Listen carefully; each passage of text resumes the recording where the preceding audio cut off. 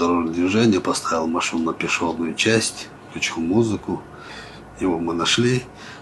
Инцидент, который сегодня у нас в соцсетях обсуждается, то есть в телеграм-каналах обсуждается. Молодой человек, который нарушил так правила дорожного движения, поставил машину на пешеходную часть, включил музыку. Его мы нашли, то есть органы ГИБДД совместно с ГИБДД Чеченской Республикой нашли этого молодого человека, этот автотранспорт. То есть административно он наказан. Профилактические мероприятия по данному человеку они проводятся. Недопустимо, конечно, такое поведение.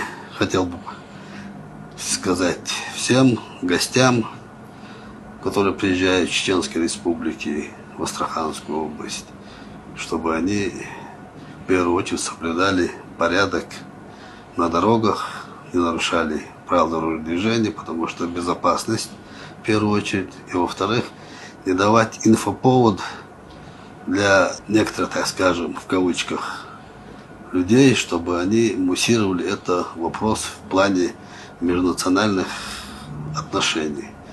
Для нас это важно, стабильность и порядок в регионе, чтобы Астрахань это многонациональный регион. Всех призываю, самое главное, для того, чтобы все соблюдали правила дорожного движения, в первую очередь, в данном контексте. И вообще соблюдали все законы, которые нам сегодня прописаны, доступны. И пожелать всем, конечно, добра и счастья. Национальное культурное общество Астраханской области осуждает действия молодого человека, неэтичное поведение, потому что бросает тень жителей, выходцев Чеченской Республики, и в дальнейшем будем проводить профилактические мероприятия, чтобы не допустить такие нарушения. Не хотелось бы, чтобы инцидент рассматривался в плоскости национальной, потому что жители Астрахани, которые живут в Астрахани, все национальные культурные общества живут в мире и согласии.